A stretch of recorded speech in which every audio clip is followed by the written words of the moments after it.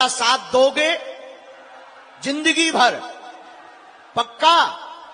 तो आज हमारी बात मान लो कि कम मात्रा में कल आना, घर पर बैठकर टीवी में देखना। हाँ, क्योंकि बहुत ज्यादा लोग हो गए इसलिए हमारी अब आरती कर लेते हैं बहुत जल्दी। श्री सीताराम भगवान की। जैसा कि गुरुदेव भगवान ने आप लोग से आग्रह किया है, तो आपसे अनुरोध है कि आप लोग इतनी ज्यादा भक्त आ गए हैं, इससे देखिए यहाँ पे धूल कण उड़ रहे हैं, पीछे मुड़ के सब लोग देखिए। तो कुछ लोगों को सांस की भी दिक्कत हो रही है, गर्मी भी बहुत है, और दिव्य दरबार जो है उसका समय दोपहर का है। तो जैसा कल होगा बालाजी का आज्ञा, उस हिसाब से हम लोग कर लेंगे। गुरुदेव वैसे हमें ये लगता है कि दरबार को विराम रखना चाहिए। जी बिल्कुल। कल जो है ना, जिनको दरबार को अगर लगेगा तो हम सुबह प्रेस कॉन्फ्रेंस कर देंगे, क्योंकि बहुत ज्यादा ही भीड़ हो जाएगी। अनहोनी ना हो, हमारे मन में ये शंका है। तो हमें लगता है कि दरबार को विराम रखना चाहिए। फिर कभी जब बिहार आएंगे कथा चलती रहेगी, 5 दिन की कथा सुनाई जाएगी। आप लोग गुरुदेव लेकिन आज्ञा को मानेंगे ना? टीवी पर सुनाई जाए आरती। आरती कीजिए हनुमान लगा। आप लोगों ने कैंसिल किया, क्या कुछ कारण? बाबा ने मंच पर से ही कह दिया कल के दिव्य दरबार के बारे में कि इतनी ज्यादा भीड़ हो गई, इतनी ज्यादा भीड़ हो गई है, जो दिव्य दरबार के लिए पंडाल चाहिए खाली। जो किसी को बुलाएंगे तो उसको एक पैसेज तो चाहिए ना। वो पैसेज जो है देने में, चूंकि पंडाल में पूरे तीनों पंडाल मेरा भर गया है, न प्रशासन के अथी से उठ सकता है, न वॉलंटियर के अथी से। श्रद्धालु को हम लोग फोर्सफुली हटा नहीं सकते। इसीलिए बाबा ने दिव्य दरबार का कार्यक्रम कह दिया था कि नहीं हो पाएगा। और लेकिन कथा होगा और हम लोग टाइमिंग पे अभी विचार कर रहे हैं। चूंकि अंधेरा हो जाता है तो बड़ा क्योस हो जाता है, तो हम लोग सोचेंगे टाइमिंग पहले हो, कथा प्रारंभ हो, जो सूर्यास्त होते होते कथा खत्म हो जाए।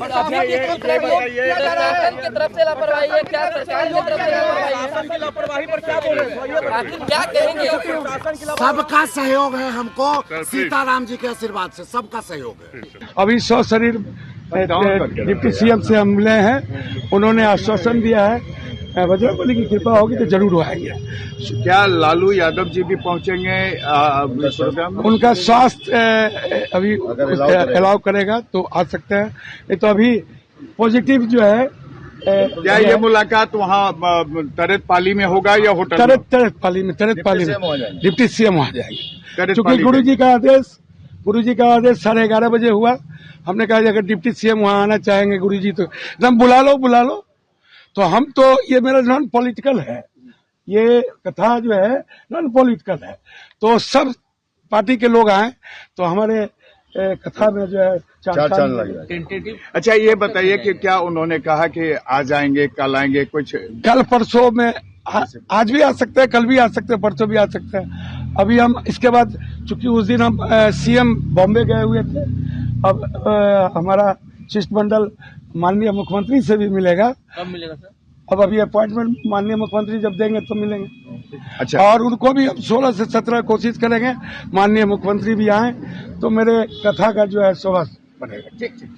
लोग परेशान हो रहे थे। बाबा ने कहा हम बिहार के लोगों के कल्याण के लिए आए हैं, और इसी सोच के तहत उन्होंने बीच में ही कथा को स्थगित करने का काम किया है। कथा चलता रहेगा लगातार, और मैं समझता हूं कि कल का जो दिव्य दरबार है वो स्थगित हो गया है। जो जिला प्रशासन को चाहिए अधिक से अधिक मात्रा में वहाँ शासन प्रशासन को व्यवस्थित करना, फोर्स देना।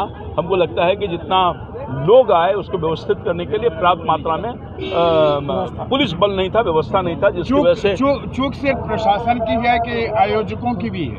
कौन चूक जो है? आयोजक ने कहा कि इतने आदमी आएगा, शासन व्यवस्था आप करिए।